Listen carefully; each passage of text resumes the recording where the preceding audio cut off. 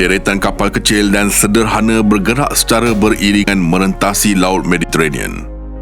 Kapal-kapal ini tidak membawa misail, tidak juga membawa meriam.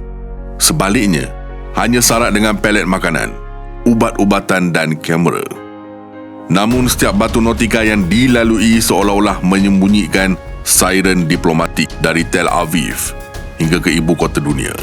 Kenapa sebuah flotila sukarelawan yang kelihatan lemah mampu memaksa sebuah kuasa serantau bertindak seolah-olah sedang berdepan ancaman strategik? Jawapannya terletak pada naratif, geografi dan sejarah yang masih bergema dalam ingatan dunia. Astrolab membawa anda krisis kemanusiaan Gaza. Sebelum tu jangan lupa subscribe Astrolab dan on loceng notifikasi anda. Assalamualaikum dan salam angkasa dari Astrolab. Sekilas fakta, bagi negara haram Israel, istilah flotila tidak pernah neutral. Ia terikat dengan memori hitam Mavi Marmara pada tahun 2010. Ketika itu, Komando Laut Israel menyerbu kapal tersebut di perairan antarabangsa dan mengakibatkan kematian aktivis. Rakaman video, gambar berdarah dan jeritan saksi tersebar di seluruh dunia, menukar misi kecil menjadi krisis diplomatik antarabangsa. Hubungan Israel-Turki merosot teruk, manakala reputasi Israel sebagai kuasa yang terkawal tercemar. Sejak itu, setiap kali perkataan flotila disebut, Israel mengaitkannya dengan risiko besar. Jika mereka bertindak terlalu keras, dunia akan melihatnya sebagai kezaliman. Jika mereka bertindak terlalu lembut, sekatan yang dikenakan terhadap Gaza akan dianggap longgar. Inilah dilema keselamatan yang menjerat dasar Israel. Lebih penting lagi, Mavi Marmara membuktikan bahawa dalam era media digital, peperangan tidak hanya berlaku di lautan tetapi juga di ruang kognitif. Setiap tindakan, sekecil apa pun, boleh ditafsirkan sebagai naratif yang mencorakkan persepsi global. Dari sinilah lahir trauma diplomatik yang menghantui setiap kali sebuah flotila kemanusiaan berlayar. Ia menjadikan Israel berada dalam keadaan serba salah, sama ada membenarkan laluan atau menyekatnya. Kedua-duanya tetap menimbulkan risiko strategik. Global Sumut Flotilla merupakan misi kemanusiaan paling berani abad ke-21. Kumpulan kapal layar ini membelah Laut Mediterranean yang menghubungkan Gaza dengan dunia luar. Dari sudut geografi, Laut Mediterranean adalah wilayah yang luasnya mencecah 2.5 juta kilometer persegi dengan kedalaman purata 1,500 meter.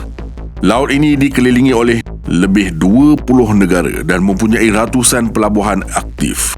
Berbeza dengan ruang udara Gaza yang boleh dikawal sepenuhnya melalui radar dan sistem pertahanan, laut tidak pernah dapat dikunci sepenuhnya.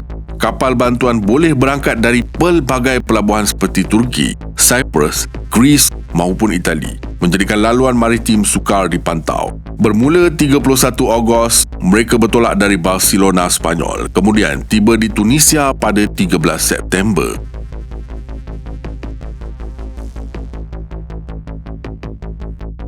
Mereka bertemu kumpulan lain dari Greece pada 28 September sebelum berlayar bersama ke Gaza. Pada 1 Oktober, Sumut Flotilla telah dipintas oleh tentera Israel tidak jauh dari pesisiran pantai Gaza dan di sini misi gelombang pertama berakhir. Israel boleh mengisytiharkan zon larangan udara, tetapi di laut, setiap pintasan melibatkan operasi fizikal, kapal perang, bot laju maupun helikopter. Kos untuk memantau semua ini sangat tinggi dan mudah menimbulkan kontroversi undang-undang.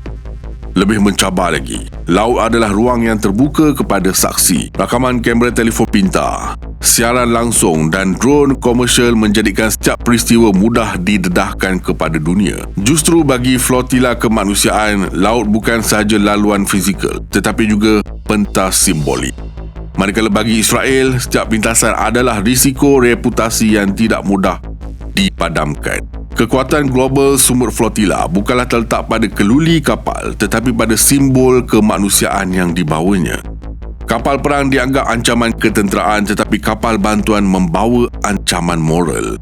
Ia dipenuhi dengan doktor, aktivis, wartawan dan wakil rakyat dari pelbagai negara.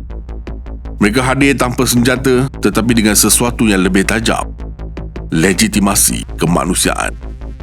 Apabila kamera terpasang, dek kapal bertukar menjadi pentas teater global. Bendera yang berkibar menjadi simbol perlawanan, manakala lautan biru Mediterranean menjadi latar dramatik. Dalam naratif media, flotila mudah digambarkan sebagai kisah Daud melawan Goliath. Kapal kecil berdepan armada moden. Kekuatan simbol ini lebih sukar ditundukkan berbanding senjata. Sebarang tindakan keras akan mengukuhkan naratif lawan bahawa Israel takut pada bantuan. Sebarang kelonggaran pula memberi isyarat bahawa sekatan boleh ditembusi. Inilah paradoks yang menjadikan flotila lebih berbahaya daripada kapal perang sebenar.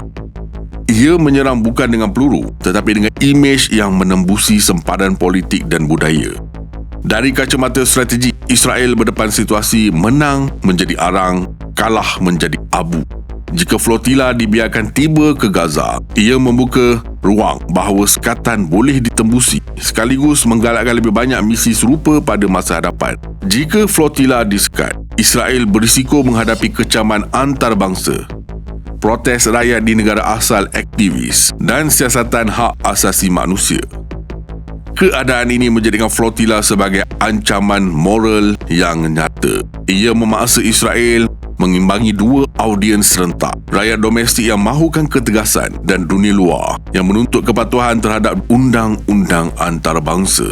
Dilema inilah yang membuatkan setiap flotila dilihat sebagai krisis mini yang boleh memberi kesan berganda kepada politik serantau.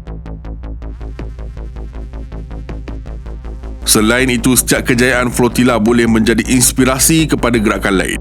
Ia mencipta kesan domino, semakin banyak armada kemanusiaan akan lahir dan semakin besar cabaran kepada sekatan Israel. Justru rasa panik itu bukan sekadar emosi, tetapi juga hasil daripada pengiraan politik dan keselamatan. Global sumut flotila tidak memerlukan senjata untuk menggoncang geopolitik. Ia hanya memerlukan simbol yang tepat di ruang maritim yang sukar dikawal, berpaksikan sejarah yang masih hidup dan diperkuat oleh kamera yang tidak pernah padam. Panik yang tercetus dalam kalangan Israel membuktikan bahawa ancaman sebenar bukan datang daripada misil maupun torpedo, tetapi daripada naratif kemanusiaan yang menguasai imajinasi dunia. Gelombang kedua global sumut flotila kini telah pun bermula dan kita akan terus menyaksikan bagaimana krisis kemanusiaan Gaza dapat diatasi. Berikan pendapat anda, jangan lupa like, komen, share dan subscribe. Astrolab signing off from space.